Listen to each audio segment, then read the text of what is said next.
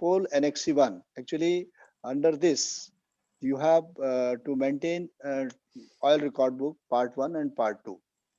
So oil record book part 1, um, that is yesterday only we discussed about the NXE1. Uh, we discussed about NX1. In MARPOL NX1 दो part में होता है, part 1 and part 2, है ना.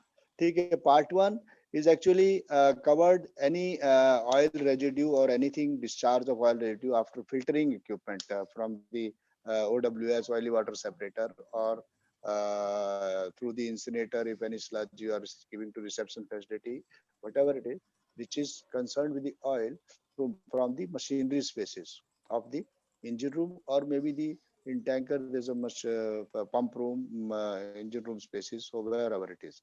So that is part 1 is meant for that, and part 2 is from the especially from the cargo, oil cargo tankers. It is especially meant for the tankers, from the oil cargo tank. Any cargo, if you are bunkering, you are taking cargo and discharging, and if you are cleaning the slope tank or whatever it is, any discharge through the ODM, it is done. That all should be recorded on the oil record book. So we will first cover the record book, oil record book part 1. Actually, it should be the entries in the oil record book should be made as per the latest IMO regulations, and whatever amendment they have done as per that, we have to follow the proper guideline. And this is all written in the first page, like what we are seeing now. These all are printed in the first two few pages, about 10 to 15 pages. These all guidelines are printed so that it makes it's like a reference before filling up any oil record book or this thing. So you have to follow these guidelines seriously. And this the first and foremost thing is the operation in sequence, in chronicle order you have to write, and the entry should not have any mistakes, or if it is there, then there is another process for that. You have to strike it down and make some those other entries. Achha. And all entries should be signed by engineer, concerned engineer who has done the operation, and then at the bottom, finally chief engineer has to verify and sign on it. So now then at the end, after one complete operation, then at the end of the page there's a line column given. There you have the master captain of the ship has to make his entry and stamp on it.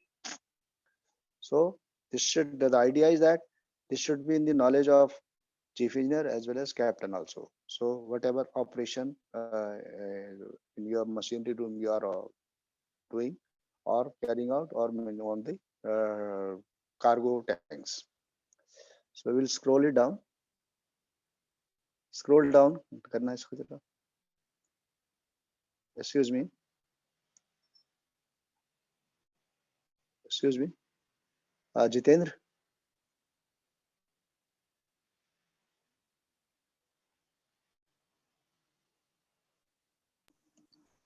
Yes, sir, I'm scrolling it, sir.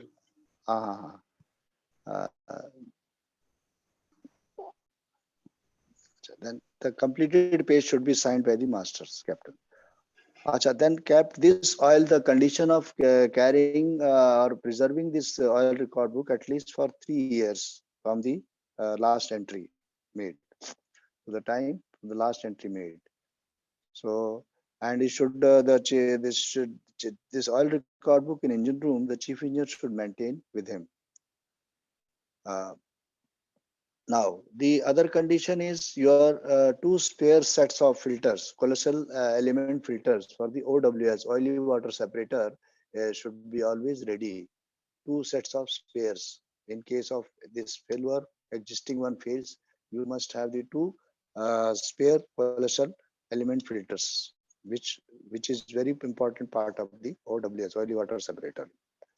And again, the sufficient spare parts shall be maintained on board for the bilge pump, sludge pump, incinerator, oily water separators, all which are concerned with the this MARPOL 1 Annex 1, actually oil pollutions.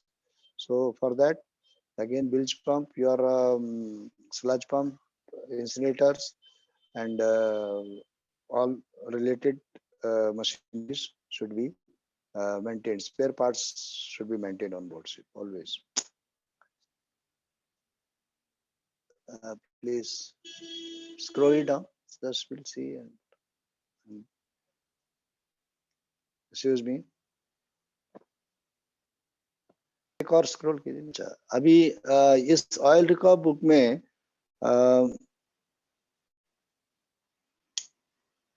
Oil record book में actually आपको जो भी oil operation और sludge का जो operation which you are carried on board ship और you are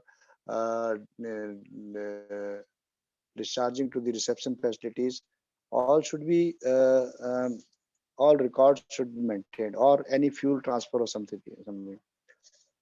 And even ballasting or cleaning of oil fuel tanks also, while doing it, the procedure you have to write the in sequence, like you have to write in tankers. Actually, what you have opened up the page, this is for part 2.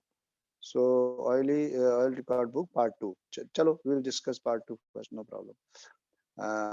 Actually, in part 2, this ballasting or cleaning of fuel oil tanks, or maybe the bunkering means oil which you are actually taking. Bunkering means you are taking the cargo inside, loading the cargo. For that, the clause, the code A is given. So in code A, you have to write the identity of the tank. Even for cleaning oil or taking bunkering oil or whatever it is, under code A, you have to write the position of the ship, the identity of the tanks, which all tanks you are loading, and which all tanks, the quantity, the capacity, total capacity of the tanks, and then the quantity you are loading. So that will come under A 1, 2, 3. And the actually this is a tanker. I was actually covering the part 1. So just a minute, I give you 5 minutes. I will. बहुत सारे operations करते हैं ship में, engine room में. There are many operations like आपका, we will start from the oil, the bilge water. So suppose bilge water collected in the machinery space in the bottom platform.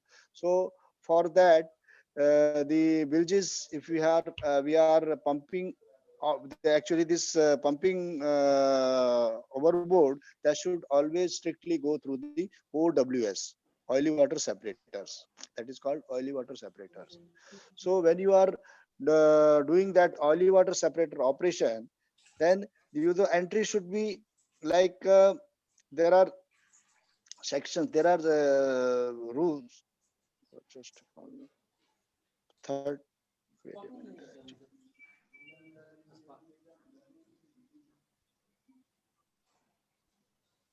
अरे इस बार खाना दे दे, picking में जाएगा विशाल आपारा पे. हाँ. एक्चुअली जब भी हम लोग ऑयली वाटर सेपरेटर का जो बिल्ज वाटर के को हम लोग हैंडल करते हैं, तो कंप्लीट जो है एंट्री का जो वो चीज चेंज हो जाती है. अच्छा, तो bilge water tank, if say suppose we are transferring from bilge well, first of all what we do is we transfer the bilge well, जो इंजन रूम स्पेसिस का जो पानी ऑयल मिक्स्ड वाटर है, वो दैट हम लोग वो transfer करते हैं बिल्ज टैंक में. बिल्ज टैंक का जो स्पेसिफिकेशन है, जो नेम और उसकी क्वांटिटी और ये है, आईओपीपी सर्टिफिकेट में मेंशन होना चाहिए. तो आईओपीपी सर्टिफिकेट जो हम लोग मेंटेन करते हैं, जो कि हर 5 साल में रिन्यू होता है, वो सर्टिफिकेट में और उसमें गाइडलाइन में क्लियरली मेंशन होना चाहिए अंडर सेक्शन आइटम 3.3. ये मेंशन होना चाहिए कि ये टैंक जो है कितने कैपेसिटी का और इसका नाम क्या है. तो वो हम लोग then when we record it, say suppose bilge well से हमने ट्रांसफर किया बिल्ज टैंक में, तो बिल्ज टैंक का हम लोग पहले कोड नंबर 13 में हम लोग ऐड करेंगे. तो उसका तरीका ये है कि first we write day, then dash month, that year 3 year. एक एग्जांपल भी यहाँ पे दिया होगा. तो वो that particular on that format you have to write date, month and year. So हाँ like same way. तो फर्स्ट कॉलम जो है उसमें आपको जिस दिन आपने ऑपरेशन किया वो राइट में अभी दिखा रहे थे ना आप, वही वाला बोल रहा हूँ। हाँ यस यस यस। तो डेट का कॉलम है, डेट कॉलम में आपको डे लिखना है 2 डिजिट का, देन मंथ 4 पूरा मंथ लिखना है, ईयर 4 डिजिट के लिखने हैं। This way you have to write date and code, it comes under the code D. There are code starting from C to I, it covers the whole operation of all type of oil, even sludge oil, bilge oil or fuel oil, whatever entries are there, that all totally covers from starting from C to I. So first now I have come up to D first, then I will go back to C.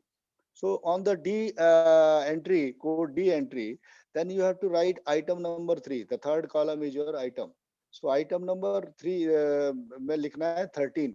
13 का मतलब कि हम कितना quantity tank से किस tank से transfer कर रहे हैं बिल्ज टैंक में। तो दैट फर्स्ट ऑफ ऑल 13 में the total quantity transferred from bilge tank to the tank designated written on the IOP certificate, that is a bilge tank। 3.3 tank का मतलब bilge tank, उसका position बताना पड़ता है कि location actually oil record book के first page में एक शिप का आकार का वो ड्राइंग बनाकर उसमें सिनॉप्सिस में आपको पहले मेंशन करना पड़ेगा कि ये tank located on the port side of bottom platform, starboard side of the bottom platform on the sides. So that you have to specify here in oil record book also. The tank name and the designations, मतलब destination, capacity also. तो this is for 13 के अंदर आ गया। 14 के अंदर start time, आपने कब start किया और स्टॉप कब किया, hours and minute, that you have to write. अच्छा, this hours and minute what you are writing is that should not be like randomly आपने लिख दिया या नहीं, it should be always OWS में जो है एक मॉनिटरिंग डिवाइस है, वो आपके टाइम GMT के हिसाब से time, starting time, stopping time, it will all be displayed on it, so that and displayed and recorded, so you cannot eliminate that timing you should write here। लेकिन नहीं कि नहीं हमने सब अभी जो घड़ी में देखा इतने में चालू कर दिया लिख दिया ना, that is not correct process। You have to see the that oil recording monitoring devices। So now the 15.1 covers the any water which you are pumping out from the bilge water tank, whatever water you are pumping out of the bilge tank, the quantity in 13 you mentioned, and that much water through the 15 ppm equipment you pumped overboard, taking all the precaution, means 15 ppm means it should be strictly 15 ppm this content of the oil. Now on 15.1 only the second column will be your second row will be your position, start position, the degree, and your nautical north or south, and position stop, longitude, latitude, both you have to write, mentioning the east, west direction, whatever it is. So longitude and latitude of the ship when you started it, that should match with your ODM timings, and it should be written on it। ठीक है, और the bottommost portion is your sign, signature में आपको second उसमें नाम भी लिखना पड़ेगा, then rank you have to write, and the date of entry in the same way what you wrote here in the first column, date में। तो ये बहुत essential चीज है, so you have to correctly mention everything now। So what he is writing number note में भी लिखा है, OI 1 2 3 में the same thing they have written कि जो है ये MEPC जो 107 section 49, the time recorded in T4 should be correspondent with the time as the recorded by OCM, oil control monitor जो लिखा रहता है उसके अकॉर्डिंगली होना चाहिए, जो हमने अभी डिस्कस किया। Acha. Alarm printer systems are also there. In the new ships, you cannot hide anything. You have to write what it is showing, and it is always recorded. So वो printer भी आपका time print होता है, वो भी आप जो है उसको attach कर सकते हैं. But it is there in the monitor and it is recorded. So whenever the inspector comes, they will ask you, okay, this record, this आपने जो इसको entry की है, इसका टाइमिंग और ये चीजें हमें इसमें क्रॉस चेक करके बताइए, तो आपको बताना पड़ेगा. अच्छा, और जो टाइमिंग है यूटीसी जो आपका जीएमटी टाइम है, वो एक्चुअली वो बताता है जनरली, क्योंकि जीएमटी टाइम तो स्टैंडर्ड है, तो आपको शिफ्ट टाइम से सिंक्रोनाइज करने की हमेशा जरूरत नहीं है. जीएमटी टाइम में you can write GMT time mentioning that GMT, और you can convert into your shift time and write in it.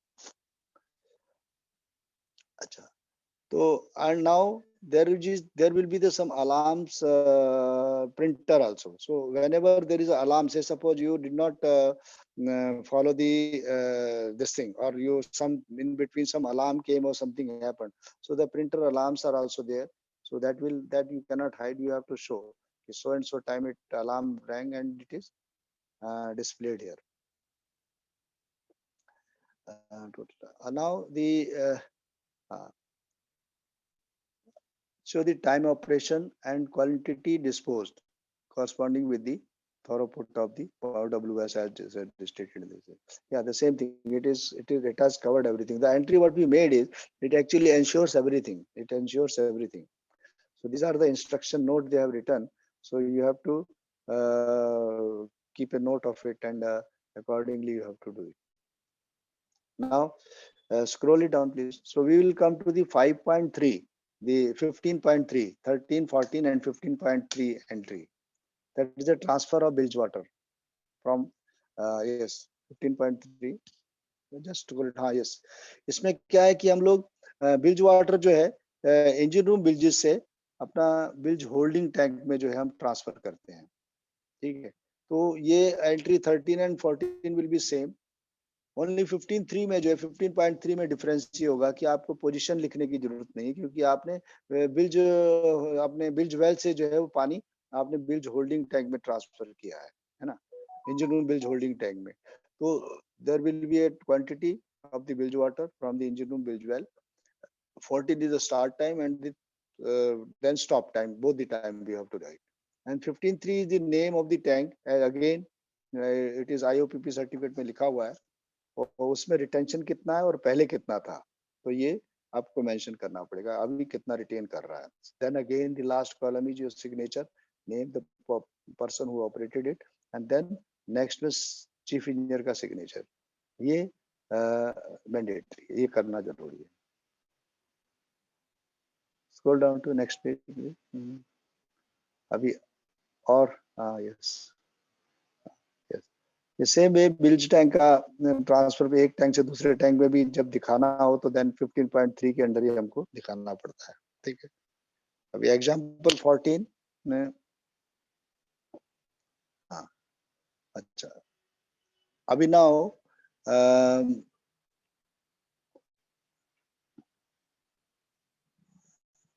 अच्छा नाउ एक्चुअली द ये जो एंट्री है, जैसे बिल्ज टैंक क्लीनिंग किया या ट्रांसफर किया फ्रॉम एक टैंक से दूसरे टैंक में, उस कंडीशन में भी हमको यही क्लास यही कोड और यही entries same way you have to do. Like bilge well से हमने ट्रांसफर किया तो उसमें आया. और now on top of it the weekly entry you have to do weekly.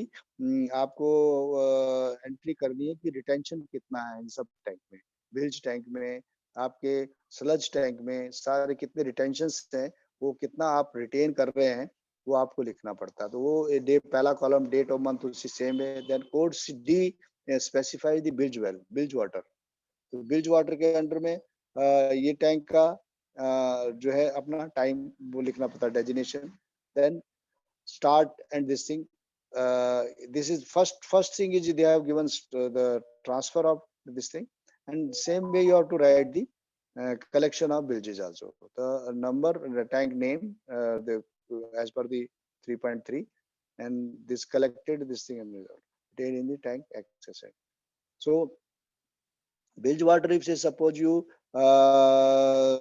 pumped into the your sludge tank. समझो बीज पापा इमरजेंसी में आपको बीज का ज्यादा वो हो गया तो ऑयली वाटर आप यदि आपने बीज स्लज टैंक में ट्रांसफर किया है तो आपको वो मेंशन करने के लिए क्लॉज बताया 13, 14, 15.3 bilge water so much so from this tank 3.3 designated tank start hours stop hours collected in sludge tank का डेजिनेशन जो IUPP में जो स्पेसिफिकेशन होता है 3.1 सेक्शन में दिया रहता है तो वो टैंक का नाम और कैपेसिटी उसमें इतना रिटेन करके आपको लिखना पड़ेगा। अच्छा और ये एक्चुअली जो एंट्रीज है वीकली करनी पड़ती हैं और दूसरा सी अंडर सी जो है स्लज के लिए स्पेसिफाइड फॉर दी स्लजेस।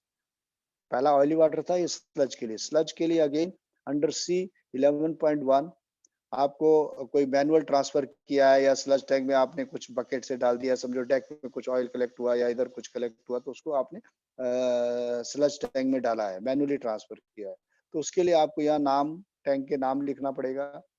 फिर दूसरा कैपेसिटी उसकी कितनी है 11.2 specify the capacity of the tank sludge tank.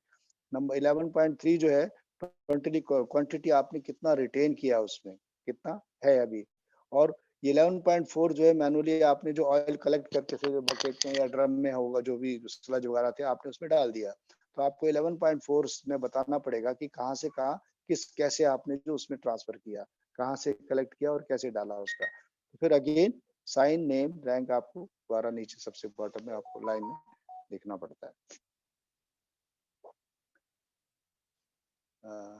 Entries are shown above also be made as well the operation is made ठीक है। तो ये हो गया अपना entries weekly entries. Now we scroll it down see अच्छा अब नाउ आपका टाइम पोजीशन विद सिस्टम वो जो मैंने अभी ऊपर बताया आपको 15 equipments time position time of the system put manual operation and manual operation में तो 11.4 में आपने कर दिया तो ये दिस बाहर निकाला है कोई OWS स्टार्ट करके तो उसमें अंडर ई जो है इसको मेंशन करना पड़ेगा आपको। वो लिखने का तरीका वही है कि पंप कितने कब स्टार्ट किया और कब स्टॉप किया और this thing sign and signature again 16 and 18 that you have to write like this way.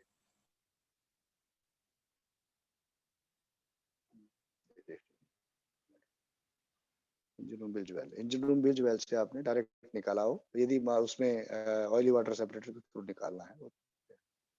Now we will come to the example below example. अभी 15 चल रहा है ना थोड़ा नीचे कीजिए। अच्छा now we come to the section C में जरा आइए तो डी से पहले ऊपर होगा सी। स्क्रॉल डाउन स्क्रॉल नीचे करके नहीं ऊपर की तरफ ले जाए। हाँ ऊपर और ऊपर और ऊपर हाँ और ऊपर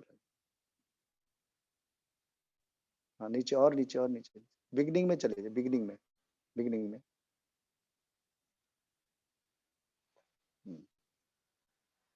हाँ यस और नीचे एग्जाम्पल हाँ एग्जाम्पल 2 में हाँ now this is the manual collection actually हम लोग अभी बात किया था कि 11.4 कोई भी रेजिड्यू जो ऑयल रेजिड्यू जो है if manually you are collecting into the sludge tank that should come under the 11.4 item number 11.4.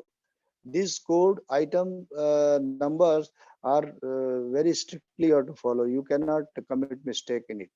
So under 11.1 again the tank name and designation 11 capacity of the tank 11.2 total quantity retained after the collection. So कितना manually आपने 11.4 में आप collect किया वो quantity आपको लिखना पड़ेगा आपने जो डाला उसमें और 11.3 में अल्टीमेट जो आपका रिटेंशन है that you have to mention कि अब इतना टैंक का कैपेसिटी इतनी टैंक की कैपेसिटी हो गई मतलब टैंक कितना अभी ऑयल या स्लज रिटेन कर रहा है that will come in 11.3. The last column again sign signature and date and month will be written. And Uh, chronological order it is written is very important. Very chronological order is very important. What I'm saying is 11.2 आप ऊपर नहीं लिख सकते, आपको 11.1 पहले लिखना पड़ेगा, 11.2, 11.3, 11.4 sequence में आपको लिखना पड़ेगा. सो और क्या क्या उसके अंडर आता है वो जरूरी है. और जिसके लिए बहुत स्ट्रिक्टली जो वो इंस्ट्रक्शन है कि कोई भी आप गलती करते हो तो you have to strike with one line, और उसको आपको दोबारा एंट्री उसकी करनी पड़ती है कि mentioning so and so this thing is mistake, उसको दोबारा एंट्री करनी. So example 3, this we are discussing how actually entries are made. Now we will come to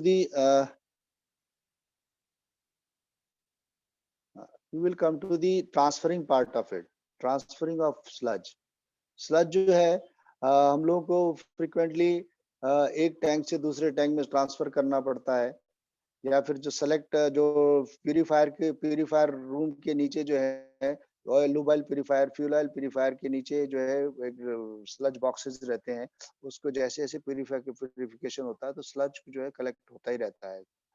those tanks are very small, about 0.4 1 ton का होता है, ज्यादा 1 metric cube का. तो वो टैंक में ज्यादा देर नहीं रख सकते हैं, तो हमको एक मास्टर टैंक रहता है स्लज टैंक, उसमें ट्रांसफर करते रहना पड़ता है टाइम टू टाइम. तो जो भी ट्रांसफरिंग जो ऑपरेशन होता है वो वो लिखते हैं 12.2 में. ये 12.1 दिखाया है जो कि हम लोग शोर कनेक्शन को हम डिस्चार्ज कर रहे हैं. तो anyway we will start from 12.1 only. तो actually so this 12.4 is residue sludge via shore connection. ठीक है. Disposal actually when if we have collected sludge inside the engine room and we do not have the bigger tank and we cannot retain it, and somehow the incinerator also not working or something happened, then you have to dispose it to the reception facility. So then you have to mention this way, that comes under the 12.1. 12.1 में आप जो है उसका tank का designation लिखेंगे कि भाई क्या फर्स्ट कॉलम में, और उसके बाद में आपने उसकी जो है टैंक कितना रिटेन है, उसमें कितना क्वांटिटी है, तो वो क्वांटिटी आपने उसको डिस्चार्ज किया शोर फैसिलिटीज को, तो वो कितना डिस्चार्ज किया और कितना आपके पास रिटेन, कितना उसमें retained है, और पोर्ट कहाँ पर आपने डिस्चार्ज किया, that description will be completely written. And then again last column will be the operation. The engineer who carried out this operation should write his name and signature with the date and year, and then ultimately chief engineer has to sign. So ये 12.1 हो गया. Now 12.2 is the transferring the tank engine room tank from one tank to another tank, or maybe from the sludge tank to another sludge tank, from drain tank to sludge tank, other tank. So that the transfer which takes in between the inside the engine room only from one tank to another tank, that again you have to write here in the 12.2.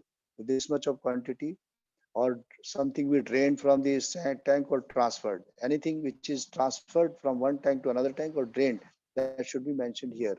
So this much quantity you have drained, and ultimately how much quantity retain on that tank and both the tank, that should be clearly mentioned here. So this is 12.2. Now the under section C only, under code C only, please scroll it down, example 5. Under code C only, you have the same way, it is transfer only. 12.2 what you are showing is a transfer tanks, oil residue tank for this thing, and then we'll come to 12.3. 12.3 is the incineration of the oil residue.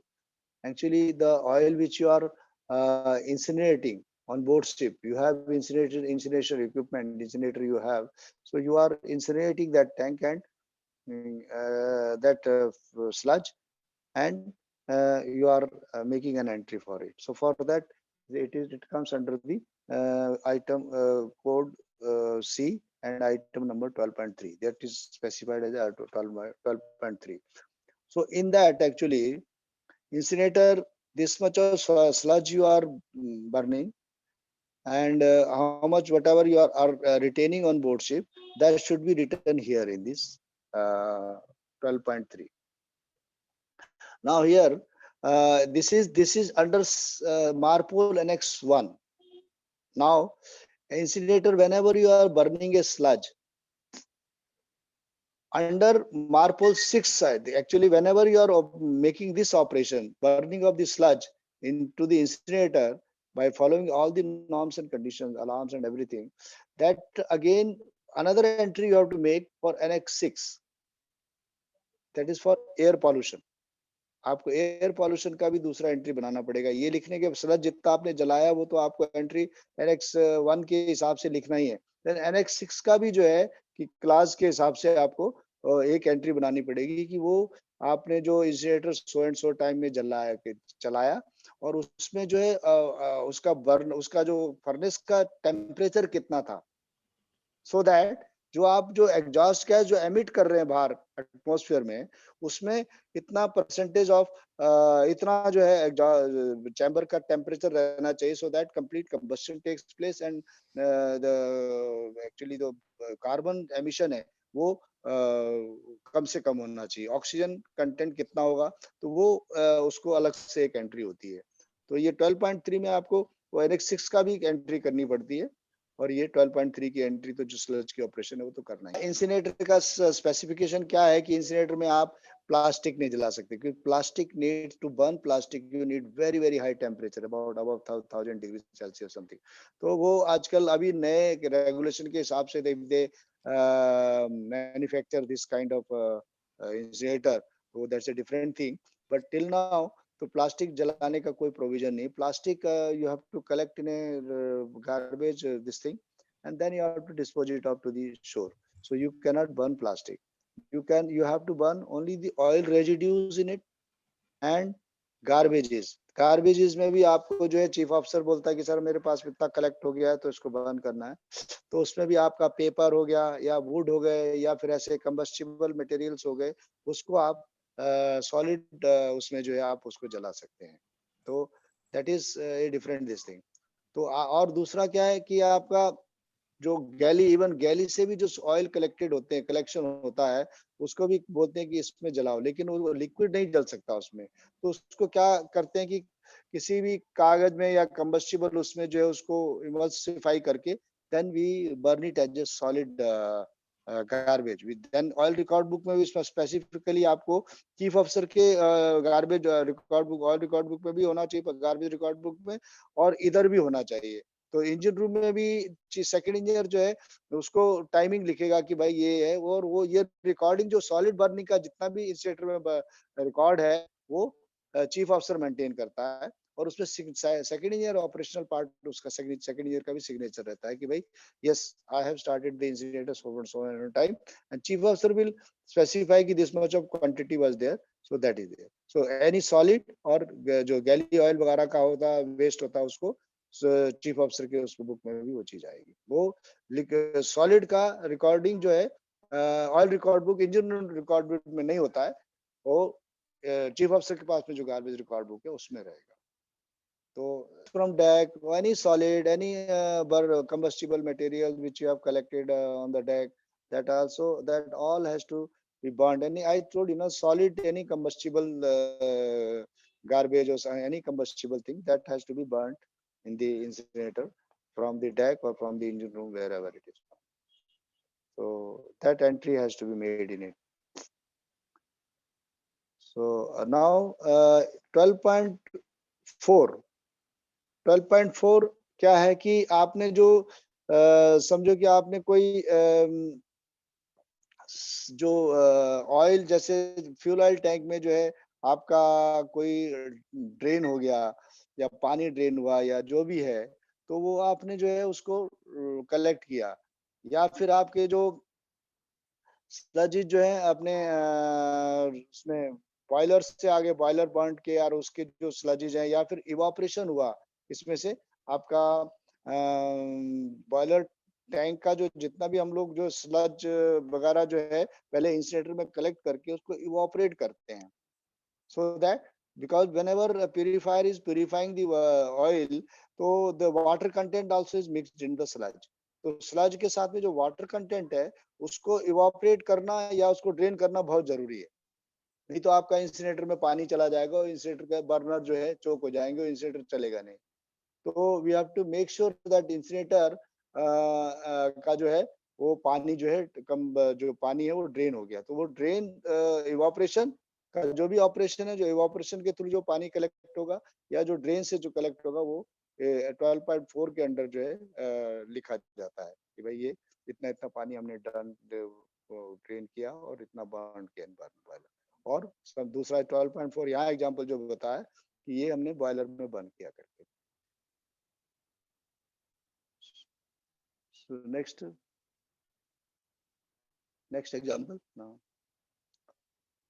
हाँ, जैसे वही मैंने बताया ना, इतना water evaporated किया इधर से, वो हम लोगों ने इसमें राइट किया, मेंशन किया कितना पानी किया। और other mean of burning those sludges in the boiler और something that also will come under 12.4 only. हम लोग ड्रेन टैंक यूज करते हैं, फ्यूल ऑयल का ड्रेन टैंक यूज करते हैं। जैसे हम ओवरफ्लो टैंक हुआ या ड्रेन टैंक हुआ, सम चिप दे ऑल, जैसे सेटलिंग टैंक हमने भरा या फिर कोई दूसरे टैंक बंकर टैंक भी भरे, तो उसका जो ड्रेन है ओवरफ्लो होके ड्रेन टैंक में आता है, ड्रेन टैंक में या फिर ओवरफ्लो टैंक में आता है, तो उसको हम रीजनरेट करते हैं, रीट्रांसफर करते हैं, मतलब वापस फ्यूल ऑयल टैंक में। तो जो जो ट्रांसफरिंग के टाइम में जो रिजेनरेशन, जो स्लज का रिजेनरेशन होता है, उसकी एंट्री 12.4 में होती है, like that.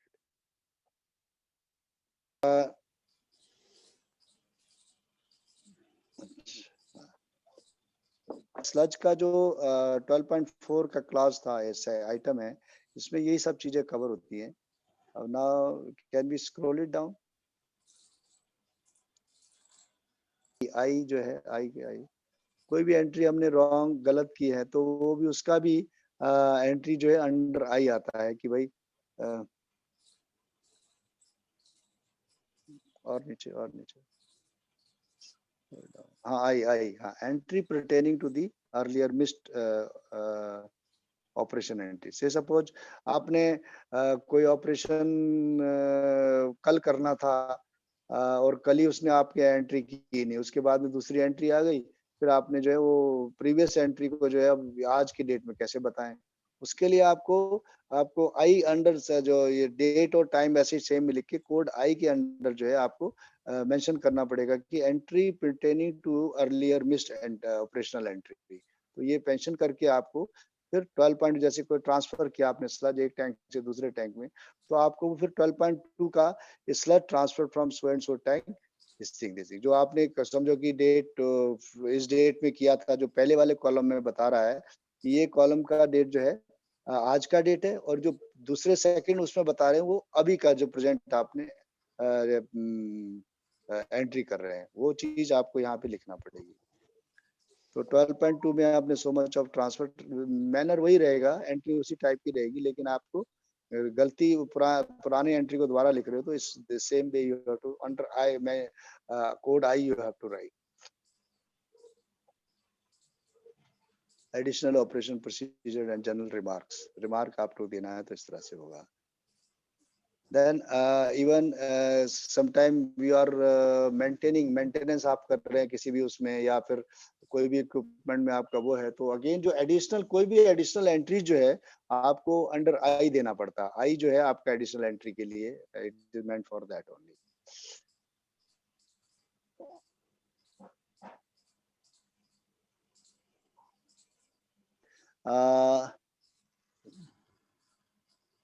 debunkering of your life, record of signature and of your report।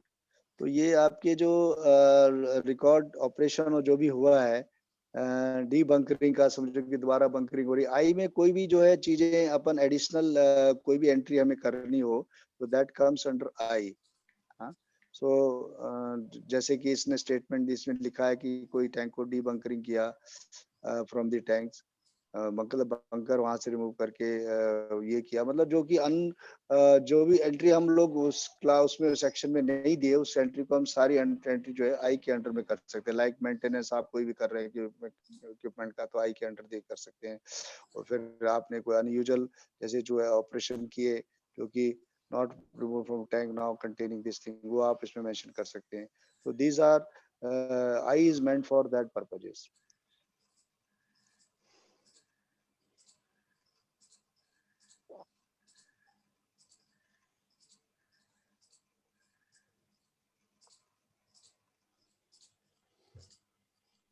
Weekly inventory Now, of bilge water tanks. हाँ, वीकली एक्चुअली वीकली में क्या होता है कि आपको सारे उसका आपको रिटेन कितना आपका रिटेंशन है, समझो बिल्ज टैंक में कितना रिटेन कर रहे हैं आप, और स्लज टैंक में कितना रिटेंशन है आपका, ये आप सबको आपको हर वीक में वीकली एंट्री आपको ऑल रिकॉर्ड बुक में मेंशन करनी पड़ती है कि इतना इतना आपकी एंट्री इतनी इतनी कंटेंट आपके है, आप उसको स्पेसिफाई कीजिए. दैट इज अगेन कम्स 11.1 11.2 11.3 इसमें जो है स्लज के लिए आता है, और 12.3 जो है वो अपना इसके लिए इसकी 11.3 जो है उसके लिए 11.1 2 3 एंड 15.3 जो है उसके लिए बिल्ज के रिटेंशन का आपको लिखना पड़ता है कितनी क्वांटिटी हमारे उसमें है. हाँ, तो इसमें आई में दिया हुआ है कि अगर भूल गए वो एंट्री तो वो भी कर सकते हैं आई में. आई के अंडर में आप वो एंट्री वही मतलब कोई भी आई जो ऐसा है जो कि आपका कोई भी दूसरी एंट्री में नहीं आप कर सकते हो, तो under I you can right कि भाई बिल्ज वाटर टैंक का हमने जो ये लिया है weekly inventory of bilge water tank, I के अंडर में बिल्ज वाटर लिख सकते हो, और स्लजेस के लिए 11.1 11.2 11.3 में आप कैसे मेंशन करना है. बिल्ज वाटर का भी जो रिकॉर्डिंग है आपको वो अंडर आई कोड में जो है वीकली आपको उसकी कैपेसिटी या उसका रिटेंशन लिखना पड़ता है, क्योंकि इसके लिए अलग से कोई वो नहीं, तो आई में आता है वो.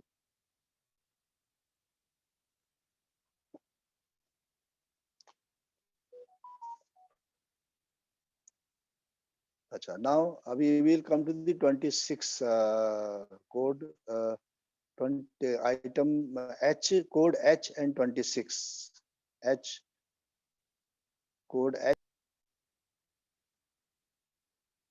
बंकरिंग ऑफ फ्यूल और बल्क लुब्रिकेटिंग ऑयल. और लुबाइल यस. हाँ, तो इसमें वही है, बंकरिंग के टाइम है, place of bunkering, time of bunkering, type of and quantity of the fuel oil, tank identity of the tank and quantity you have to write, and the tonnage and total content of the fuel, which oil, if you are containing some oil in it, that again you have to write. Type of the type, and again जैसे H 26 H26.1 में place of bunkering, 2.2 में time of bunkering, 0.3 में आपको time, type of quantity, and the tank किसमें add कर रहे हैं, पहले क्या क्वांटिटी थी, बाद में क्या क्वांटिटी हुई बंकरिंग के बाद में, और 26.4 जो है वो लुब्रिकेटिंग ऑयल की, उसमें भी again you have to write identity of the tank, quantity added, and the total final retention in the tank. That again is shown in the example here down below. थोड़ा scroll करेंगे तो पता चलेगा. हाँ, जैसे हाँ, ये एंट्री जो दिखाई है प्रैक्टिकल एंट्री वही same, date time and year, then code H and item number 26.1 2 3, ये आपका स्टार्ट टाइम स्टॉप टाइम लिखना पड़ेगा 0.2 में, और 0.1 में नेम ऑफ द पोर्ट, 26.3 में आपका जो है सभी टैंक की जो है आपको पहले उसको कैपेसिटी लिखनी है, और उसका पहले क्वांटिटी कितना था वो कैपेसिटी क्वांटिटी सभी टैंक के जिस जिसमें बन रही है. फिर नेक्स्ट कॉलम में आएगा आपका थोड़ा और स्पेसिफाई करना है, तो अगेन टैंक का नाम, क्वांटिटी, उसमें जो कितना फाइनल रिटेंशन हुआ वो सब डिटेल में लिखना पड़ता है. That is for fuel oil. And again 26.4 the next, that is for lube oil. Manner वही रहेगा, 26 point name of the port, start time and stop time, and 26.4 आपका लूब ऑयल का भी सेम है, टैंक की कैपेसिटी और total capacity, उसमें कितना पहले रिटर्न था कितना लिया. अभी इसमें एक चीज और ऐड कर दिया इन लोगों ने कि आपको पोजीशन भी लिखना है. अभी इसमें यहाँ दिखाया नहीं है, लेकिन अभी कहते हैं कि अब हम लोग लास्ट शिप में थे तो हम लोग पोजीशन भी लिखते हैं कि शिप की पोजीशन, लैटिट्यूड, लॉन्गिट्यूड क्या है, That does not carry any meaning because you are bunkering in the port only. But they are saying is that, say suppose while shifting somewhere और while parallel ship से आप जो bunkering कुछ कर रहे हैं तो वो आपको यहाँ recording करनी पड़ेगी. तो वो उसके लिए पोजीशन लिखते हैं. पोजीशन का भी एक कॉलम रहता है कि आप पोजीशन लिखिए इसमें.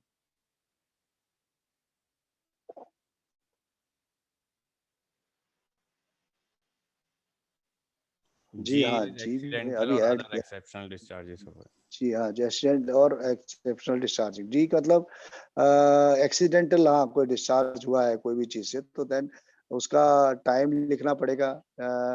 22 में टाइम आएगा, प्लेस ऑफ ऑपरेशन आएगा, कहाँ पे क्या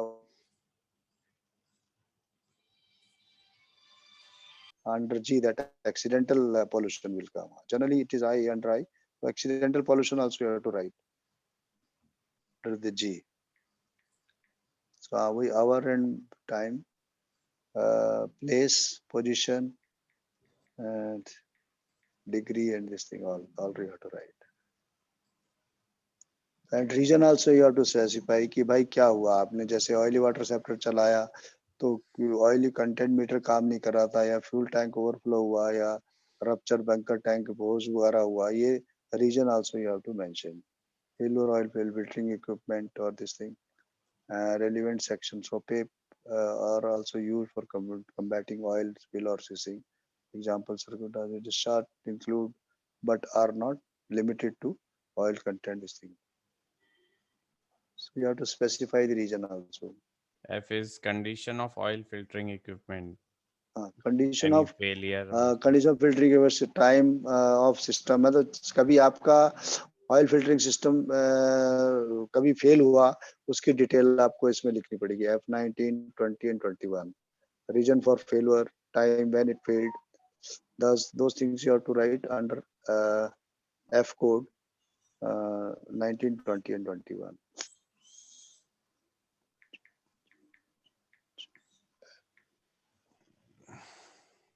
क्या है कि एक्चुअली कभी जो है आप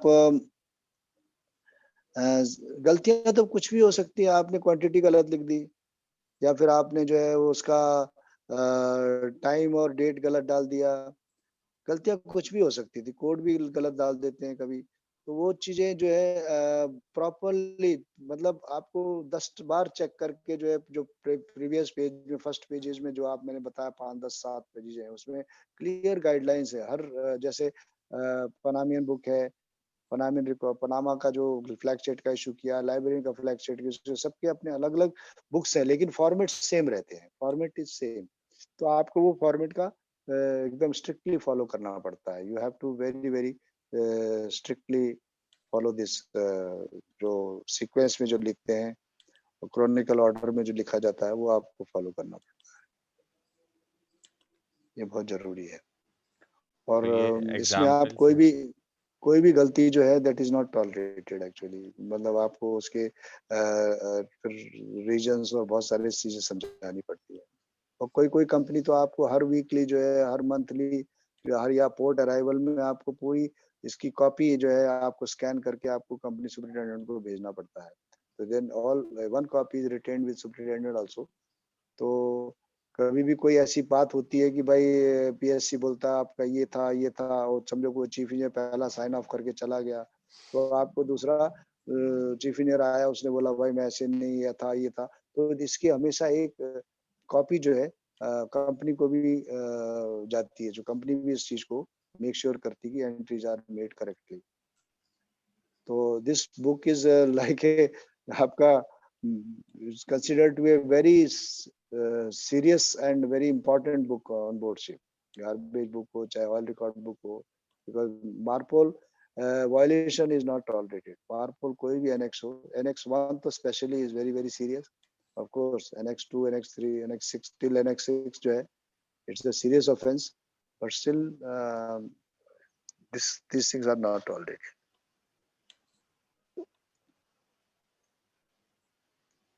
So these are some entries from on the ship practical Power BI book. Yeah, entries are shown.